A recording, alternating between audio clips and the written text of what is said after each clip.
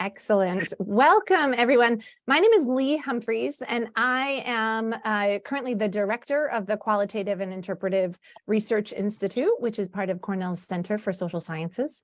And I am also a professor in the communication department, and I am very excited to welcome you all here to talk with us today about interviewing and how to think about interviewing and disciplinary differences in interviewing methods and techniques.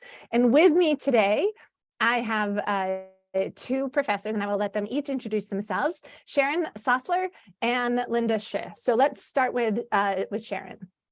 Can you introduce yourself? Okay, I'm Sharon Sassler. I am a sociologist and demographer, and I am housed in the Brick School of Public Policy and the Department of Sociology. Excellent, thank you. And Linda? I am Linda Shi. So rare to get somebody who actually says my last name the Chinese way, so thankfully. I teach in the Department of City and Regional Planning, and my work is about how cities adapt to climate change and how we govern land through the climate transition. Excellent, thank you. And so today, the way the format is going to work is I have a series of questions that I will be asking Sharon and Linda to think with me on. But I encourage everyone to put your questions into chat, and we will also have time at the end for Q&A as well. So I wonder if we could start out today by just talking broadly about what you think characterizes a good interview. So Linda, do you wanna start us off? Yeah, I guess maybe I'll just say something before I answer that question, because it, I think, shapes how I think about interviews in general, which is that interviews is like a really broad catch-all term for talking to people. And what you do an interview for is, it will has, I think, disciplinary differences in why you're talking to people, what kinds of conversations you hope to have with them, and what you aim to do with the information once you talk with them. So in my field, what I'm normally doing is very often talking to professionals and trying to see how they think about certain things. That might be a really different conversation than somebody researching like ideas of marriage and personal relationships or other kinds of things. Like I don't even usually have to do any IRB, because the things that we're talking about are just considered like public information about professional domain knowledge.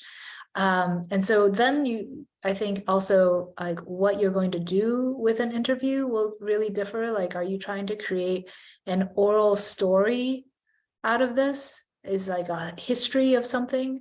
Is it like for a case study that you're trying to build? Is it to develop themes across different things? And so depending on that, then what you're doing in an interview could also be really different. And I think when I was a PhD student, I really didn't appreciate that. I was like, okay, I'm doing an interview and then I'm going to code them. And so therefore this is like every interview has to have the same questions because they all have to be coded the same way. But like, if you're trying to build a case study, then you're going to ask people totally different questions in order to flesh out different parts of your case study that they know by timeline or by their perspective. And so then the questions are going to be really different, and what you think of as a successful interview might be getting that inside perspective. If you're looking for doing thematic work, then it is like going to be, I want to ask people really similar things, and then I'm going to code them, and they have to be systematically comparable in some way. So I think that, I don't know, I guess what a successful one will vary depending on what you think it is. But I always look to, I think, some new insights is always what I think of as being great about an interview, and a sense that you have actually gotten to them to say something that is true. Like very often there's the sense that there's something they're not saying here. There's something that's behind this, but I can't get them to say it. I don't even know what to ask about it. and they're not willing to be honest, or not even honest, but to go somewhere that's deeper because they don't really trust you or know you to share that kind of information off the bat. So I would say, like, if you feel like you're getting new information that other people haven't shared with you before, that really helps you understand something that you didn't know previously, that would be a great interview. That's excellent. Thank you. Sharon? It is hard to follow up on that because it was such a phenomenal answer. Thank you, Linda. I relate because I just had a conversation with one of my graduate students and about how my interviews, the responses, even though we had a semi-structured questionnaire, the responses differ in part because I'm following them over time, and different things change with their life over time. And so a lot of what I am doing are kind of retrospective life histories and then catch-ups. And so I also think a good interview is one where they're being honest with me, and that might mean that they're being very vulnerable and they're crying, and I'm not trained as a social worker, but I can appreciate that they're willing to share things with me. And also because I interview people repeatedly, with a few years in between, generally, a good interview for me is one where they want to talk to me and tell me more about their lives down the road.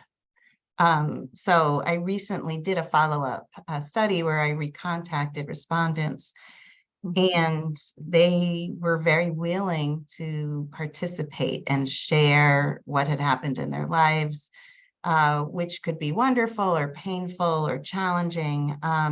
But for me, the process of having respondents willing to share parts of their lives with you, and then being willing to open themselves up again and do it and think back is what makes for a good interview for them. And that means hopefully that they've given me the kind of information that will be useful in my study. So it, again, like Linda said, might not be the same responses, or they might veer off a bit to talk about areas that aren't in the research protocol, and open up new themes that I hadn't thought about before that we could flesh out. And so those for me are good interviews, as well as the ones where we're finding that people are hitting the same themes again.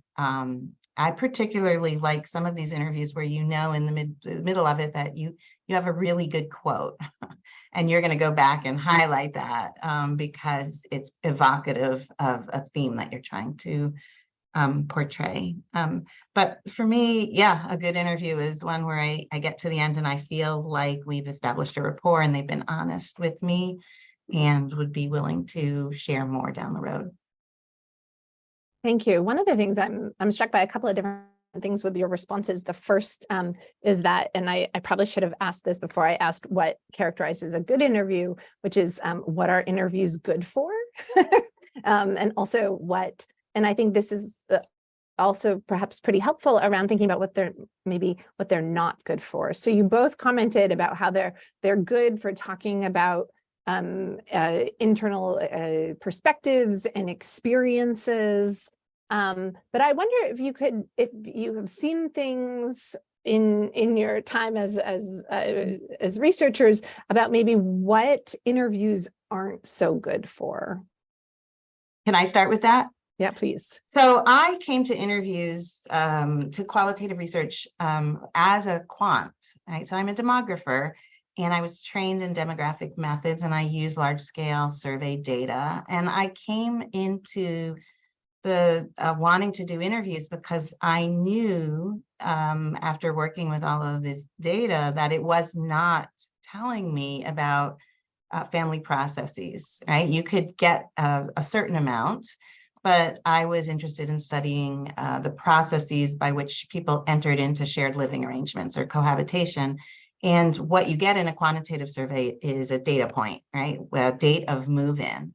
But so much happens before they move in. And we didn't know how long anything, they were involved before they moved in. And so I decided that asking people about how relationships unfold, their relationships before they moved in, was really key.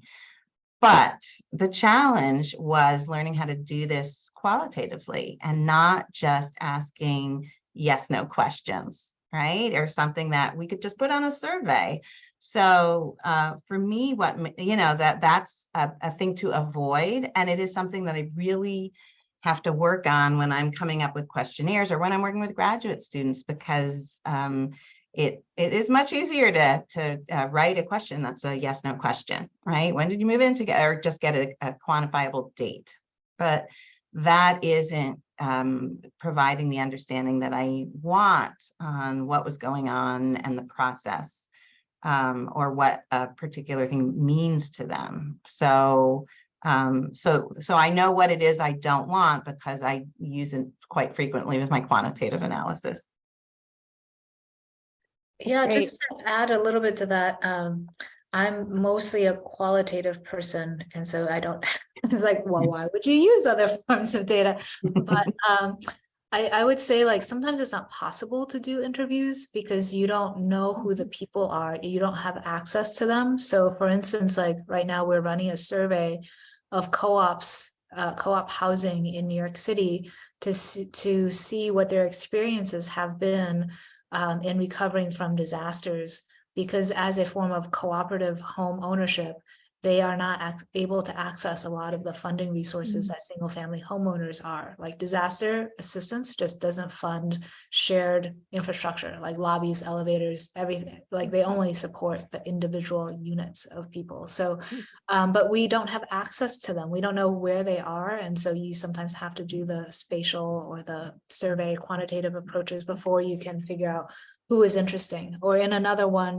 that is like a huge quant study that the Laura Tack and Kendra Bischoff are running, they have the humongous data chops to take like millions of household moves in the state of California to see who's moving where. And then we can see like which cities are interesting to study because of where people are leaving or all moving to or not moving to, and their outliers. And then you can find more interesting approaches there. And then there's like focus group discussions, which I'm also new to. So I would say that interviews aren't really good at listening to people have conversations among themselves. They're all conversations between you and them. So if you wanted to hear how people are in conversation with each other, then the better strategy could either be a small focus group discussion, which can be difficult to schedule the same time for people to all find time together, or you might just want to watch them in a meeting in whatever natural setting they might be, and then you see how they relate to each other in a different way. Thank you. You both mentioned trust earlier and truthfulness. And so I think an important part of that is establishing rapport, right? And trust with participants. And so I was wondering if you could talk about how it is that you go about establishing rapport. I can start.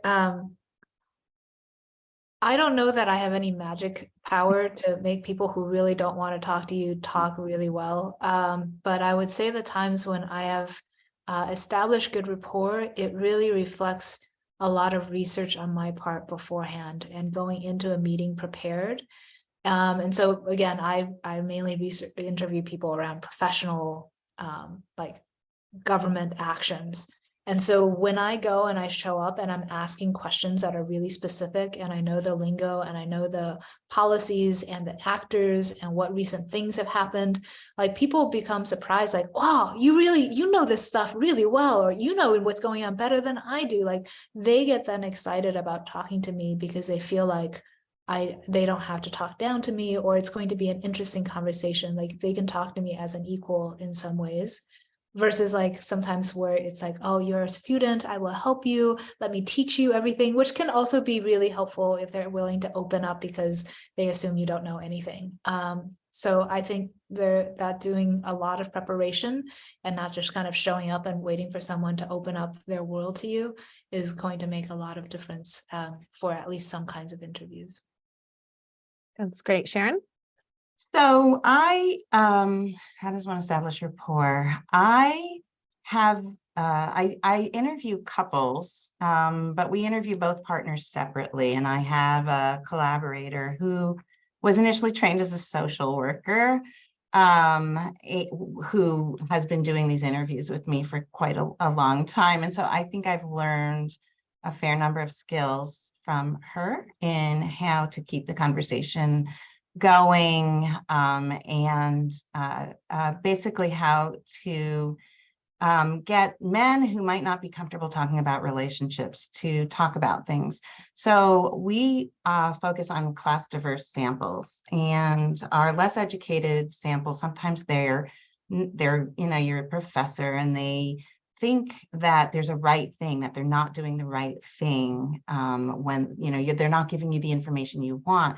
So it is a lot of saying, no, we're here to hear your story, whatever your story is, and to reassure in fairly frequently that, what their life is what you want to hear, and that you don't have really preset expectations of what they should be telling. So I do a lot of leaning forward and intent listening.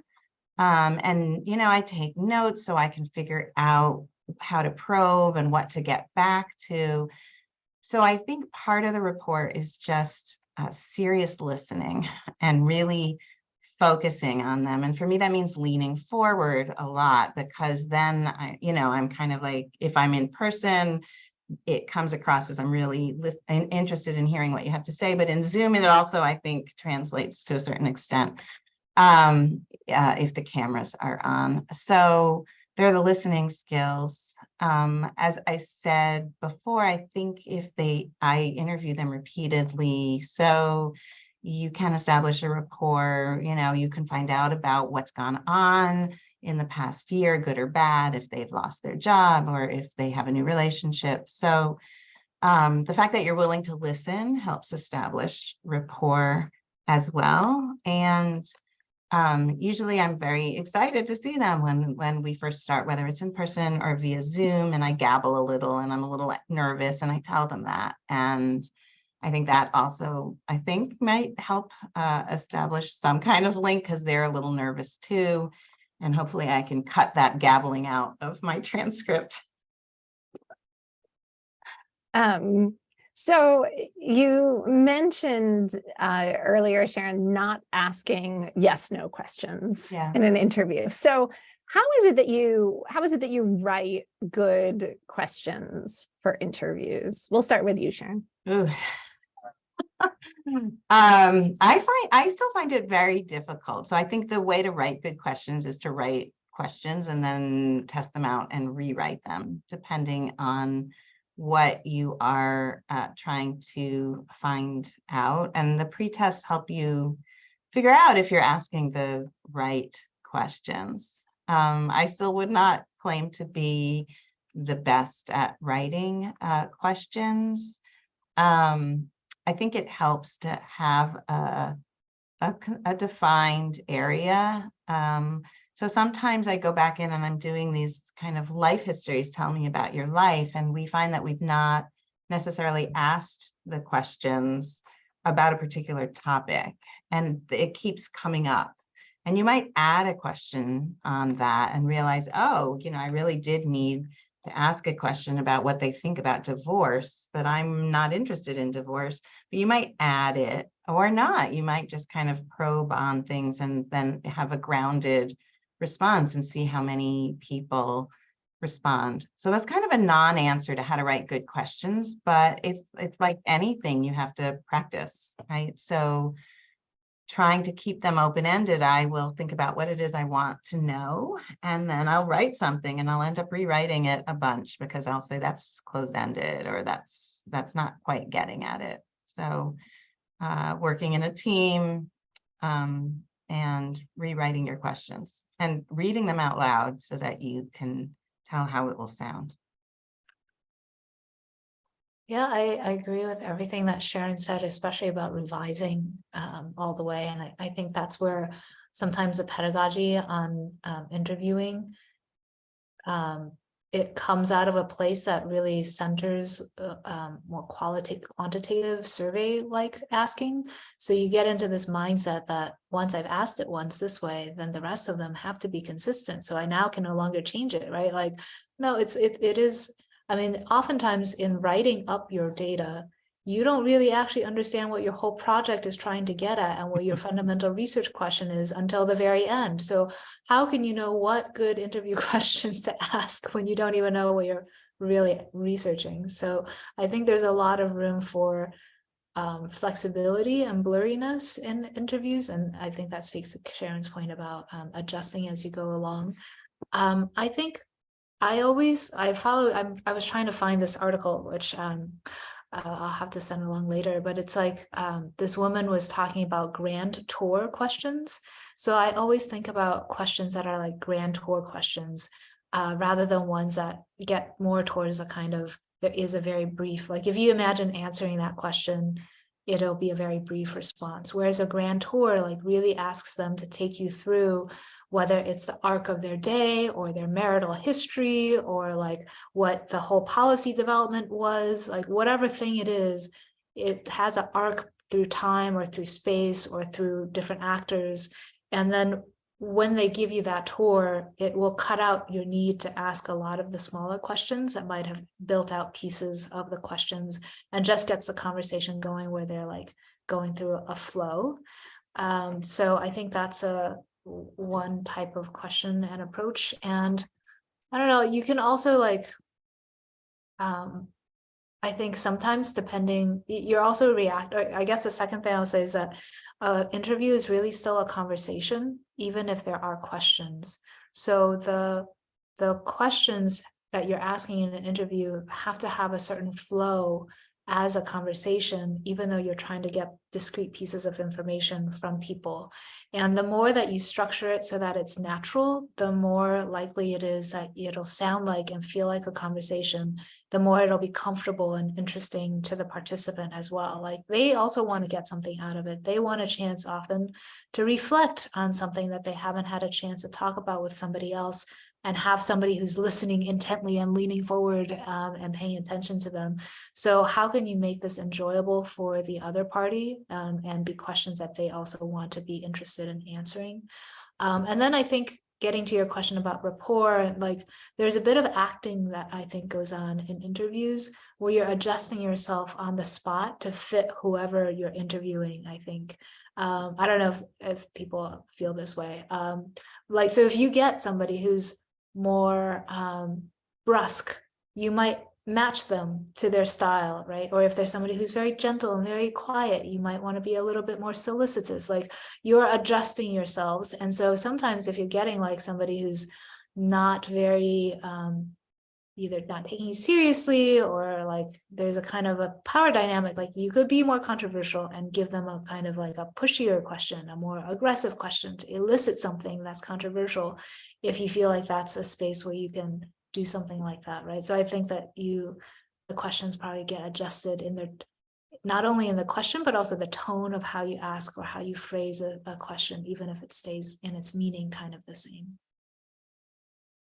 That's fantastic. What you just said opened up so many questions for me. But the one thing that I really appreciated was the point that you made about really structuring the interview and how important it is to, when you're framing and writing the questions, to think about the arc of the interview overall. I know I often try to start out with easier questions, ones that don't require as much, thought and reflection, and then we get there. And so I was wondering if you have similar or how it is that you think about structuring the kind of arc of the conversation. Are there questions that you always ask at the beginning? Are there questions that you always ask at the end? How is it that you think about the structure? Can I jump in? Yeah. Okay. So I think it depends on what the topic is. But when I am following people up on relationships, cohabitations, or marriage or childbearing, I have to start with pretty broad questions, in part because I have to let them warm up before I go into really sensitive topics. So for my book project, we had a series of questions on unintended pregnancies.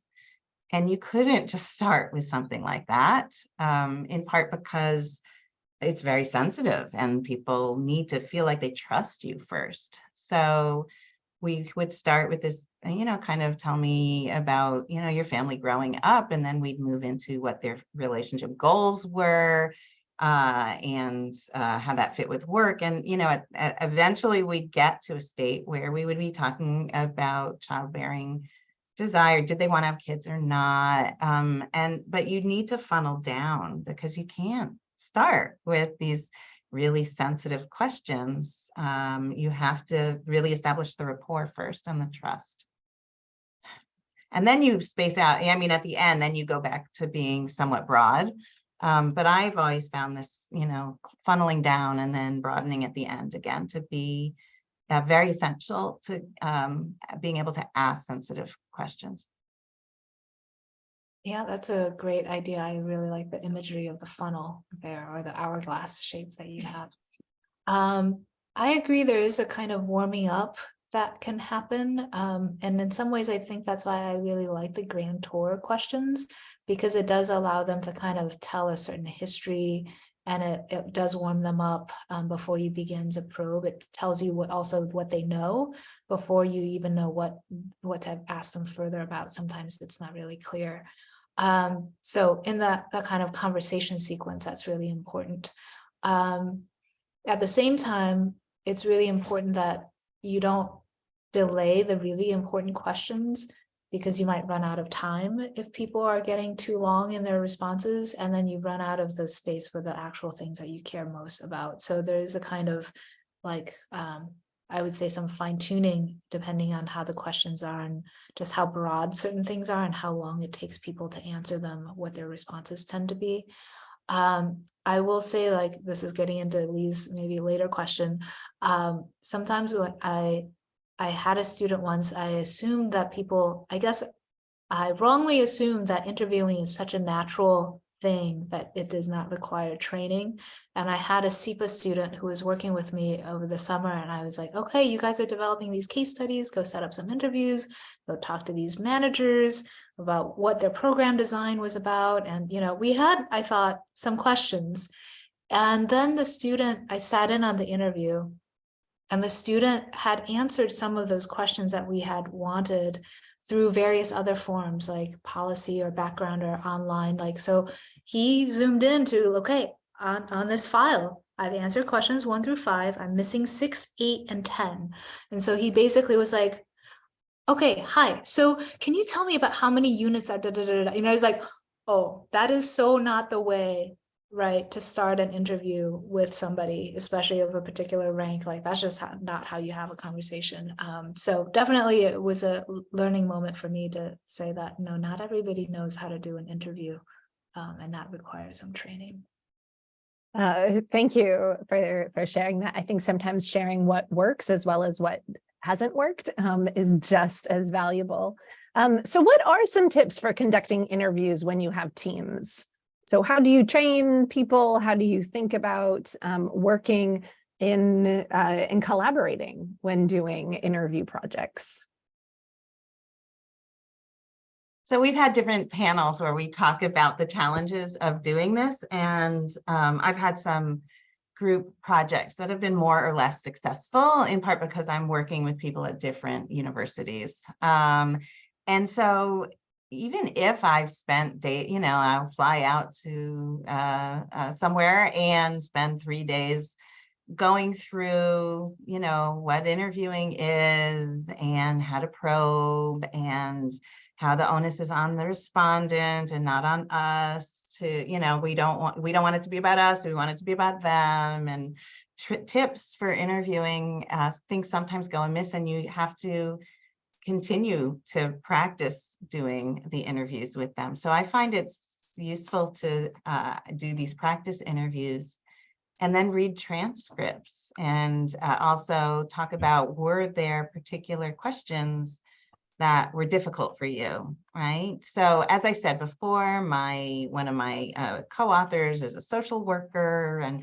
there were often questions that were difficult for me to ask when we were doing our cohabitation research, that with practice, I was able to ask, right? I sometimes felt like they were too nosy and personal, and now I have no problem asking them, right? But it took practice, and she would say, well, why don't you frame it like this? Or sometime, like sometimes I just say, well, that sounds interesting and move on, right? So I think the back and forth is really useful, to not just assume that you give somebody a questionnaire and set it and forget it, but that you read through the transcripts and you say, oh, I didn't probe here. Did you probe here?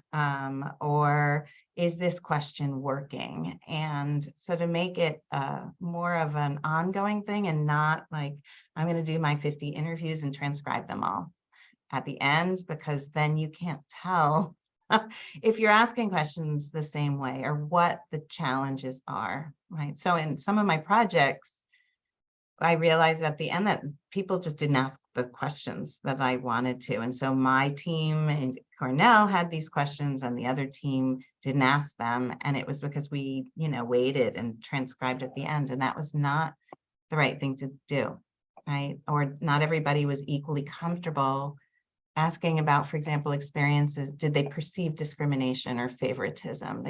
Some people just need a lot more practice in asking those questions. So I think it's hard to assume that everybody is comfortable with interviewing, and that we need to practice.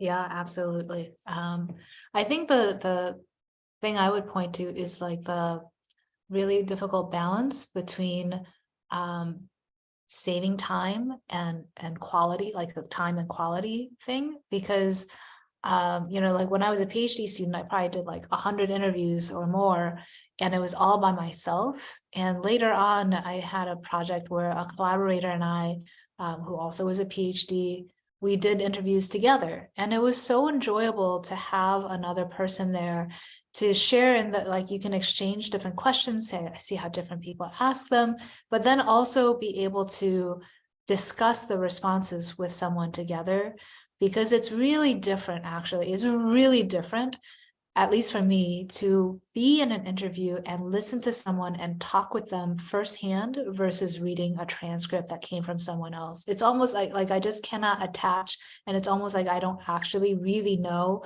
what happened just by reading it. It just doesn't land the same way. But on the other hand, like to have multiple collaborators is oftentimes because you want to save time. You are handing it off to somebody and they're going to do it so that you don't have to do it, and you're going to reduce your time effort. So like on training, I've had students attend interviews that I lead, but then I haven't necessarily, except for that one or two cases, attended the ones where they themselves lead, because it is a time savings. Like, I assume you know what you're doing, so I'm not going to keep going to these things. You take it over. So maybe that would have been beneficial, is that first they sit on yours and then you sit on theirs, and then they continue to do additional ones on their own. Could be a good strategy. But yeah, even then you're not all being on the same page, because you can't, like, I feel like the more that I do multiple projects, and the more that I rely on students and others to do interviews, the more divorced I feel from the data firsthand. And it's like a floating feeling rather than one that's deeply rooted in the data. So there's definitely, I think, some trade-offs to working in teams. I also find that the writing up the analytic notes after each interview really is good, because if I'm working with a team and they're writing those notes, then there's a theoretical one, there's the themes, what are you finding, and then there's the personal one. And if there's a personal memo, and so if they're having trouble with some of the questions, then they can reflect on it. And then if you're reading over the memo shortly after they've done the interview, you can have a conversation about what is challenging before it gets too far into having done too many where they're not feeling comfortable with this question. So there's a real reason to do these analytic memos. And I do know that, when we're doing 70 interviews and they're scheduled close together, that it's sometimes hard to keep up on writing those. But I find that to be really key, in part because it might be a while before you can get the transcription done, but the analytic memos make me feel more comfortable about how the process is unfolding when we're trying to, power through a bunch of interviews with more than one person. Sharon, I think you spoke as if everyone just assumes that they do analytic memos and what exactly they are. And there's the three, there's the theoretical, So can you go into that a little bit more? Because I don't know how common it is to think about them from a collaboration perspective. Yeah. So because I have this large scale project, but also in my cohabitation project, I would ask my co-interviewers to write up analytic memos after their interview, ideally like right after their interview. And so it would be like an overview paragraph of, is there any theme that anything that stood out to them, like a new theme or something of interest. And then there's a theoretical memo. So it's like a paragraph or maybe a few paragraphs on how the interview touches on whatever theory you have about what's going on. So for example, if I'm doing interviews on family formation, it might be something about gendered expectations for who's going to initiate a date or a proposal or something. So we would have a gendered component. We might have something about good provider norms for men or domestic roles for women, right? So what theories we hit on, exchange, and then, so there's the theoretical part, there's the methodological. Did the interview flow well? Did the Zoom crap out midway through? Were you really worried about the recorder or something like that? And then there's the personal, which is, sometimes it's, I have a cold and I can't think, or this is my second interview of the day and I don't feel like I was on, or, I probed well in this area and I want to do that for the next one. So theoretical, methodological, and personal helps me get a sense of how things are going if it's not me doing the interview. And if it's me doing the interview and I write those up, then, it's a condensation of the themes at least. And so I get a sense of what's happening with the data as we go along. And so I use Dropbox. And so every time my co-interviewer in 2020 would post a memo, I'd get a reminder and I'd read through it, right? So it's also like, it gives you a good sense of progress is happening on this project and, oh, this looks great, or here's an area we might need to talk through before more interviews happen.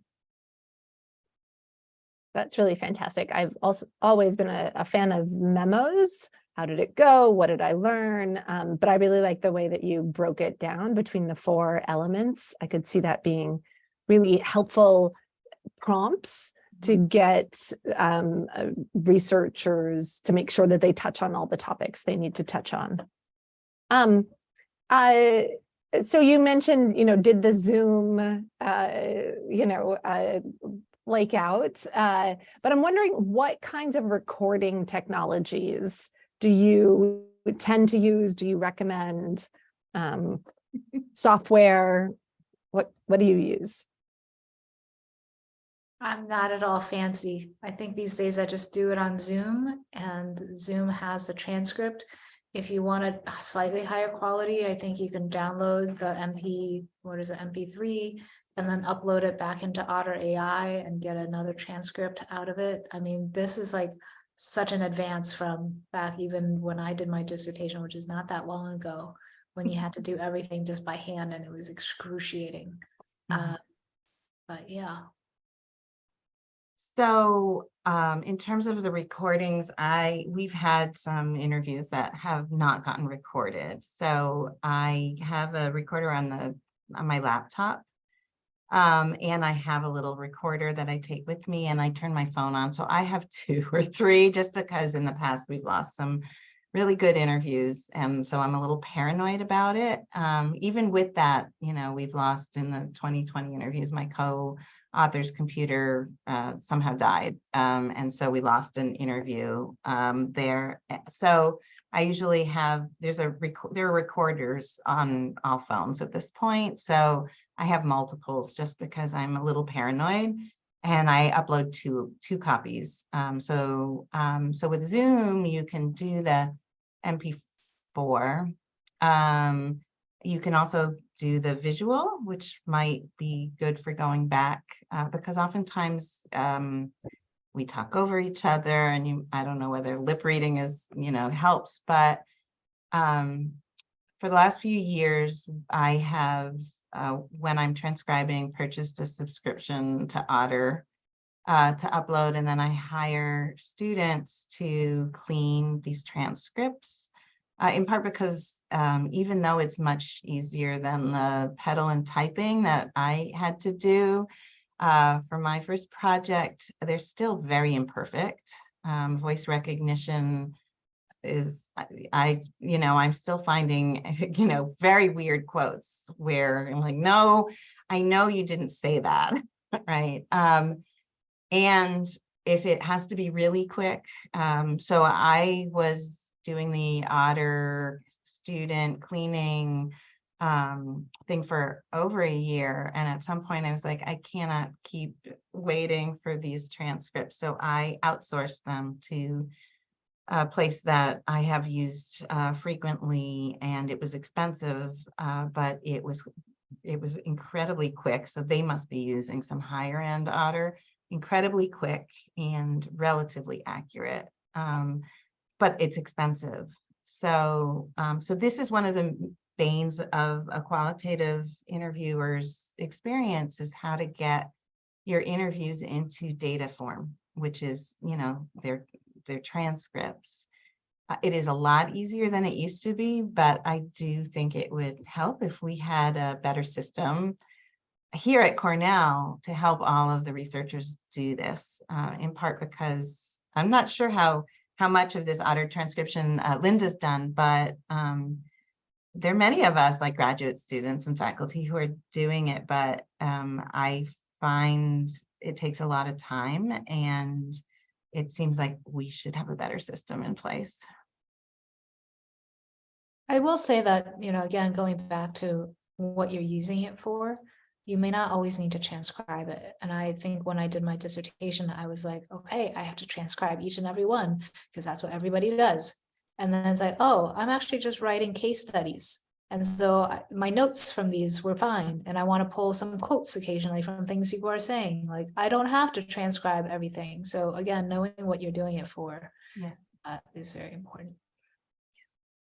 Yeah, I think so. And the one thing I'll just add as like a general query best practice is that if you do use Otter, it's really important to delete your recordings from their system after you have received the transcript, because otherwise the data will be used as part of their overall machine learning continued processes. So it is in many ways quite secure, and that's what Zoom uses Otter, and Cornell gave it its general thumbs up as to put data there, as long as you then delete it afterwards. So don't be storing your interview files there, but yeah, you can put them up, get the transcripts, and then delete them. And it is potentially even more secure than using a transcription service, because you don't have someone listening, right, to the interviews. So I just would like to end maybe briefly before we open it up to Q&A. And so this is perhaps a time for others in the room, if they have questions, to start thinking about what you might want to ask. But my question is, what is the best piece of advice that you've ever gotten about conducting interviews? I have a very funny piece of advice. So when I started doing these interviews about cohabitors, because the quantitative data was so lacking, the best piece of advice I got from Verda Taylor, who is a qualitative scholar at Ohio State, for me, was don't give up your day job. which she meant like, don't go all, you must keep up on your quantitative side and do both because you're exploring this postgraduate school and it is hard. It is hard to do qualitative work and do it well. And so I find it very funny because it worked out really well. And I moved to Ohio State and worked with her after. But it's the thing that comes to mind is, this is hard, and keep on with your other areas of expertise. This is a hard one. I guess I would point people to John Forrester, who just retired from my department. He does a very particular kind of interview, but he has a whole website devoted to interviewing and to get a particular kind of story, like a storytelling narrative. And so he, came to my class when I had a session on interviews, and I asked him to talk about it. And so he talked about, he was studying at that time, kindness in urban planning. And so he asked, how would you ask about how a planner thinks about kindness? And so the students all went off and thought about it, and they came back, and some of them said, well, some of them are asking more direct questions like, are you kind? Or how do you do kindness? Would you say your plans are kind, right? Like, and so it went through this whole thing. It's like, yeah, if you ask somebody, are you kind? Nobody says I'm not kind. And so he was saying you should more often ask people to tell you what they did, and then you can interpret from that what their theory, their motivation, their practice, and mindset was. But if you only ask them about the theory and the mindset, you can't actually tell what they did and whether or not their actions reflect their words. And you won't get any specific data out of it in terms of what the reality was versus just their grand thinking. So I always think about that in these questions. And I do think that it's very easy in the end to ask questions that are very specific. And then people give you like their narrative view of themselves. But like in your marriage case, if you ask like, tell me about a day in the life of your marriage and what it's like, you can interpret from that whether they're loving or how they understand the concept of love and care and all those things. But if you ask them like, how do you show love, or what to you is love, like that elicits a very different type of response. And that's great. I study privacy and surveillance sometimes, and you cannot ask people about privacy and surveillance because, of course, everyone says they care about privacy and surveillance. So it's the exact same thing. There are certain topics that, depending on sort of what they trigger, you have to think about a variety of ways to ascertain practices and everyday experiences, which may or may not be related to these issues before you start asking about them. Absolutely. So at this point, if there are any questions, please raise your hand and I can call on you, or you can put it in the chat. So I'll just pause here.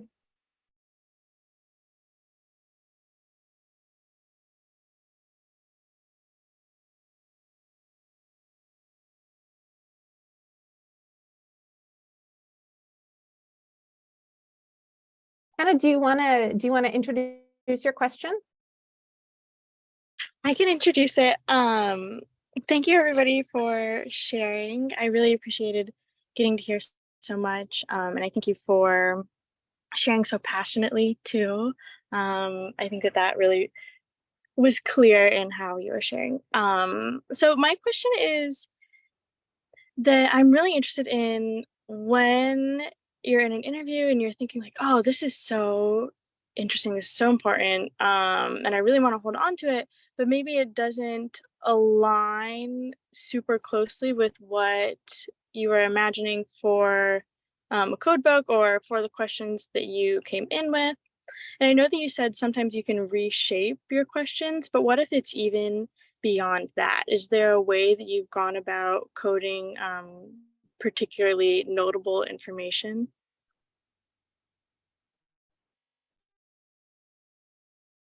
I guess it'll depend again on what you want to do with it. One thought is like, if you feel something is really interesting but it's new, and the other people have not said it. It makes me wonder if you have adequately sampled or asked about that.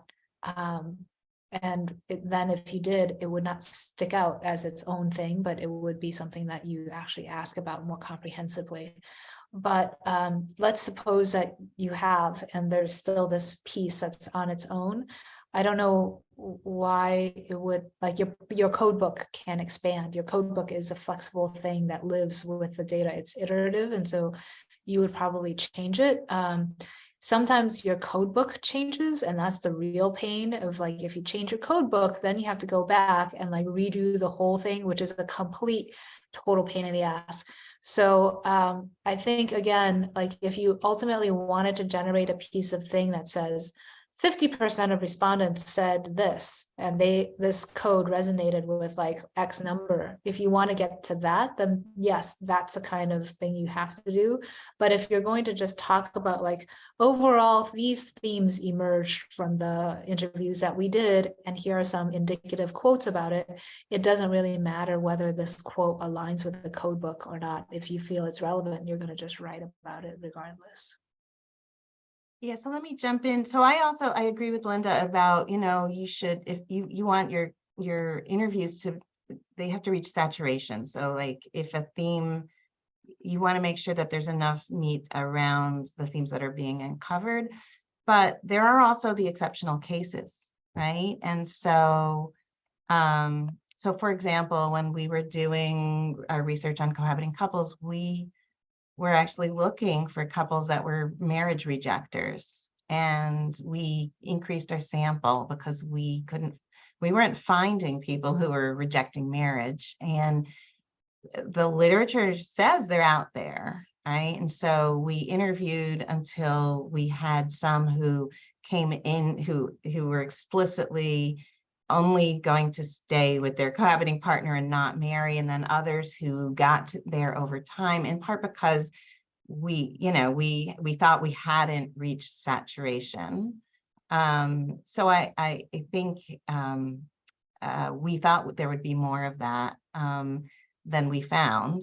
And then there were some, somebody said something really interesting, and we thought we'll add a question to find out more about it, surrounding stay-at-home fathers, right? Who are also a pretty selective group, not maybe in academic settings around universities, but overall in the world or in the United States, it's a pretty small proportion. And so we did have, we had something that was interesting that came up, and we thought, okay, we're going to pursue that more. And it just didn't end up being mentioned very often, even by the men who were staying home caring with kids. They didn't necessarily label themselves as a stay-at-home dad. So you can probe in different ways on that, or you can think about them when you write up your paper. You would say, well, there were some negative cases or exceptional cases. I do a lot with distributions and what proportion of my respondents fall into particular categories, but I have pretty large sample sizes for qualitative, and you do want to not necessarily quantify it all, but to talk about a unique case or one person saying something, to probe with other interviews and see if anyone else says that, is perfectly fine. Your code book can grow, but yeah, as Linda says, you don't want it to be like totally distinct. Excellent, thank you. Are there any other questions? Yeah, Michelle. Hi, everyone. Thank you so much for sharing. I've really learned a lot and taken down some really good tips. So my question is, and I don't know how often this happens or if you have experienced this, but how have you handled adverse reactions or uncooperative behaviors during an interview?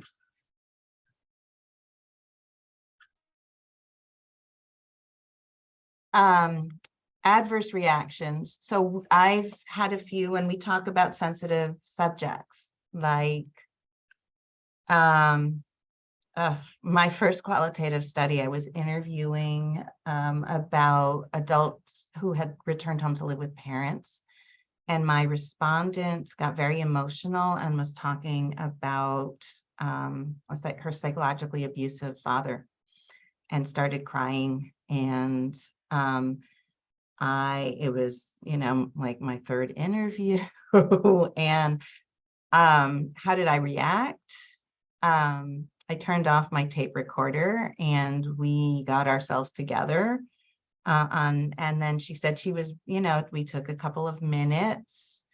And then she said she was ready to go on with the interview, and we went on with the interview. And, what I learned was that living with a sexist father who constantly tells you that you're not an adult is really difficult for many of our respondents. So that became kind of this theme in the paper that ensued, is this battle between adult children who are living at home and their parents about how they view adulthood.